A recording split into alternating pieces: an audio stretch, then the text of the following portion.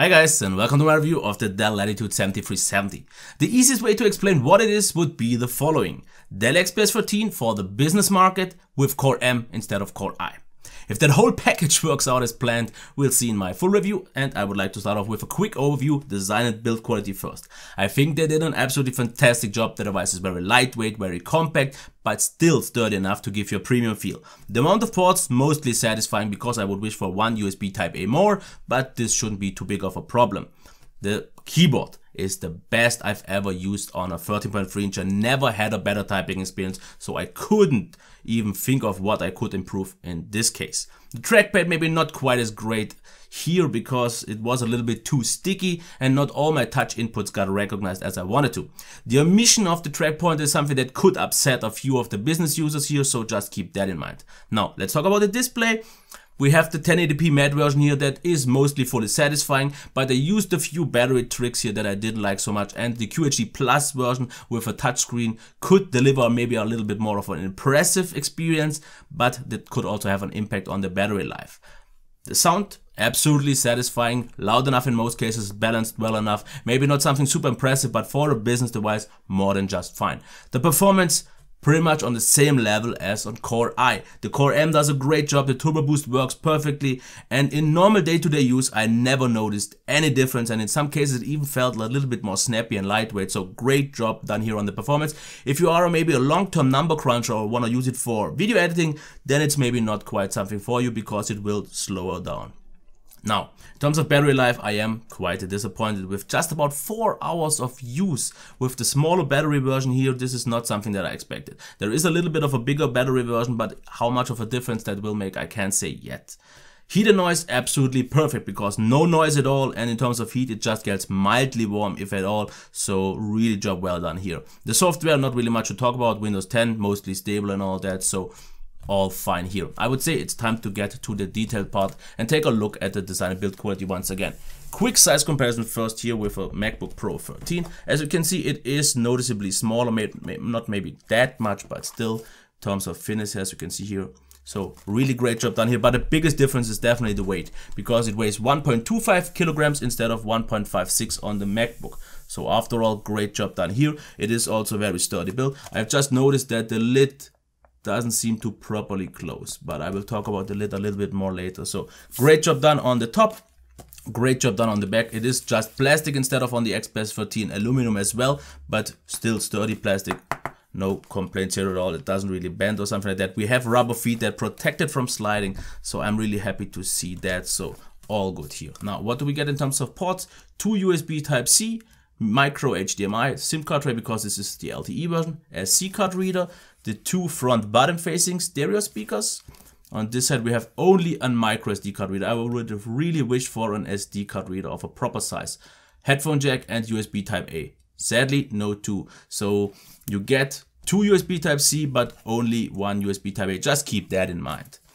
So we also have a cutout here. As you can see, there's also a notification LED which just shows you the status of the battery or something like that. So the cutout helps you to grip into the device, but one hand opening still doesn't work because the hinge is just a little bit too stiff for that. But once we open that, we see the highlight here, and let me zoom in just a little bit because the highlight here definitely for me is the keyboard. I've never had a better experience on a 13.3 incher, and I complained about that on the Dell XPS 13 because it was very shallow and it just didn't give you proper feedback, which this absolutely does because we have a great amount of key travel. As you can see, we also have 2 level backlight, which I can't show off because it's just a little bit off from my camera, but absolutely nice done.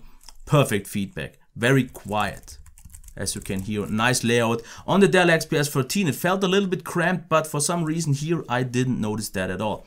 Trackpad, not quite so happy because I still think it's a little bit more on the sticky side. It's also not really big. We have the 2 buttons here that work really nice, but sometimes when I noticed that I did a double tap or a tap or so, it didn't get always recognized properly.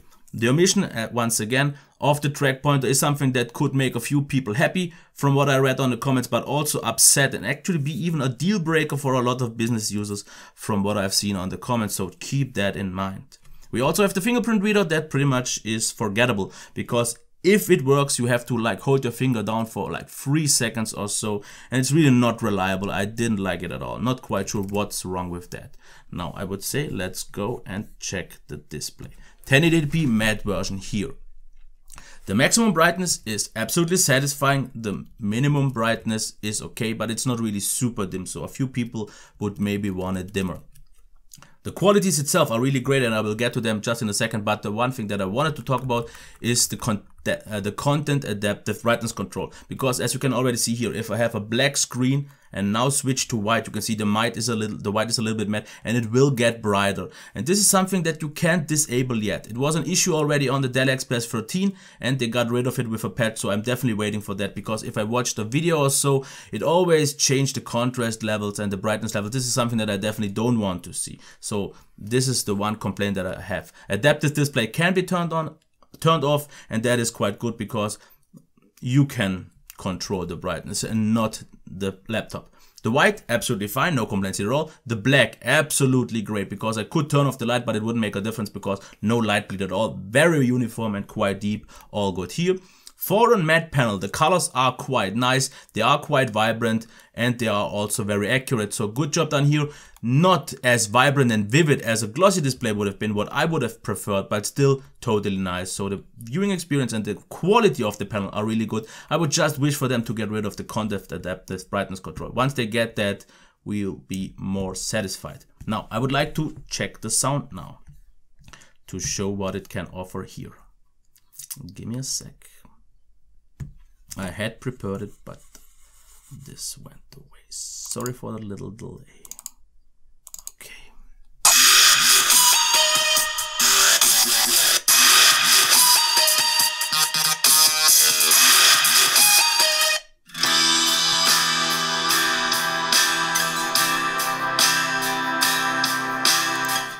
My thoughts on the sound? I will never really be a big fan of the front bottom facing speakers, but they do a solid job here. Maximum loudness was mostly fine. I never really wished for that much more, but it would have been nice. A little bit of a few reserves. The sound itself is a little bit weak in terms of mids. There is a little bit of bass, which is quite good. The highs are quite good, and the overall balance is okay, but it sounded a little bit shallow, so just the mids are okay.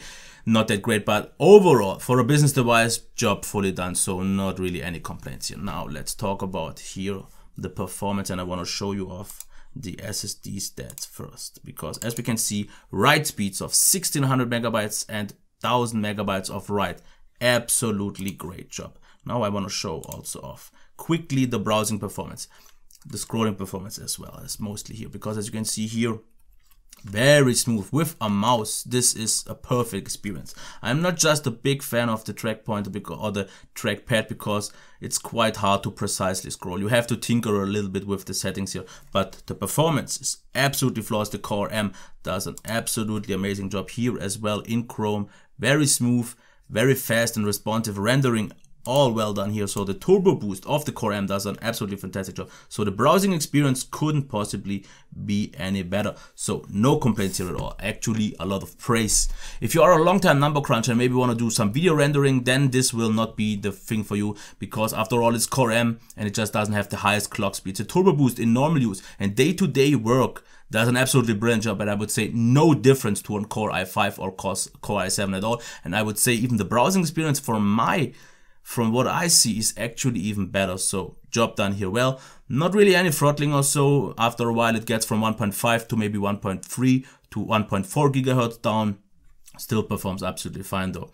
Now I would like to go to the battery, and that is a little bit of something upsetting for me, because full charge, even on the already express charge setting, took 2 hours and 20, which for the 34 watt hour battery is quite long. So let's quickly check that, and I'm not quite so sure why, because if we go into the battery stats, you can see we have the smaller version here with 33. It says 34 on the spec list, but 34 watt hours, 2 hours and 20 is a little bit long. We have 4 settings for the charge, but even the fastest one, like I said, is a little bit too long. But now let's see the battery stats. 4.5 hours, this was my best results, and 4 hours 17 and 4:10.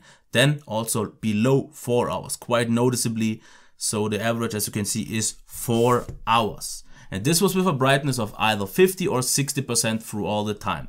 So Now, consider we get rid of concept adaptive brightness control and you will have always the same brightness and it won't really try to improve here the battery life. This could get even worse. There is a bigger battery version of 43 watt hours. I would expect maybe 1 hour more than on this version, but if that's tied to the QHD Plus version, this will pretty much level itself out. So battery life is still quite, after all, disappointing in my opinion.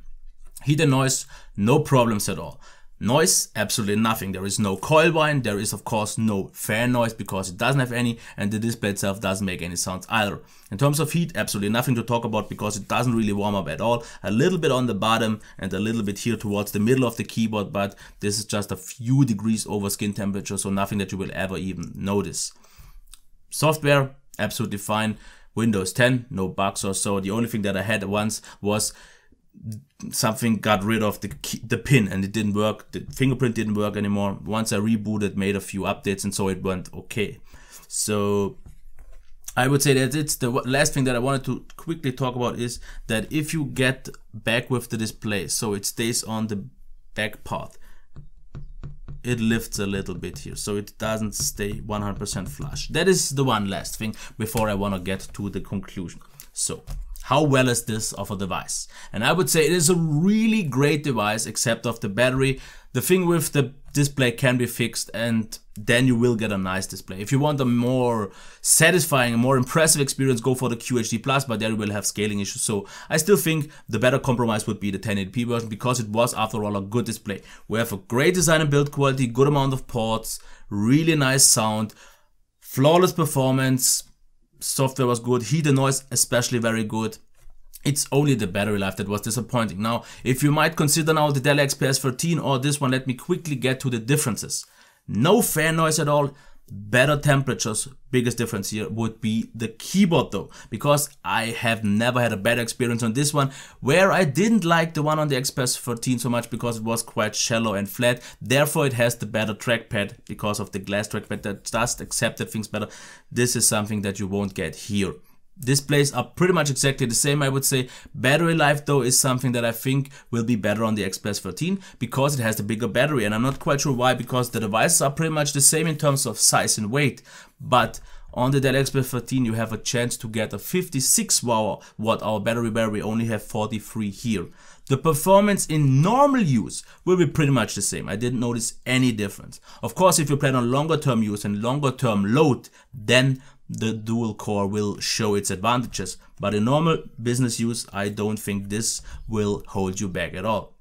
In the end, I think the price will make the difference, because the Latitudes are always more expensive and the bang for your buck will definitely be worse. I still think it's a great device, but it could have been a close to perfect device if they would have just managed to improve the battery life. Core M just isn't as efficient as I expected it to be. Of course, you could always travel around with a portable battery that you can use with the USB Type-C to charge, and that is a viable solution for a lot of people, because if you use it for 1 or 2 or 3 hours and then maybe you drive somewhere in your car and just charge it up there, it should be fine. But if you need for 5, 6, or 7 hours in one piece, then I think the XPS will be a better version. But for me, the biggest difference and the most important thing is the keyboard. If you want the best possible typing experience, then go for this one. And after all, it is quiet and the temperatures are way better. It is still a very, very good device. And maybe over time, things like the battery can improve. And I'm usually someone who gets less battery in general, so maybe you can expect 1 hour more, and then if 5 hours are good enough for you, because I usually tend to get at least 1 hour less than everyone else with my maybe odd use. So if that is good enough, or maybe if you just take the bigger battery, if that's not tied to the QHD Plus display, you could already get 5 or 6 hours, and then it's definitely thinkable. But overall, in terms of qualities, it's a top-notch device. It's just a little bit higher priced, and it's not maybe 100% flawless. But that is pretty much all I have to say. If you have any further questions, if you can't decide, just leave them down in the comments. And if you like this video, please give it a thumbs up.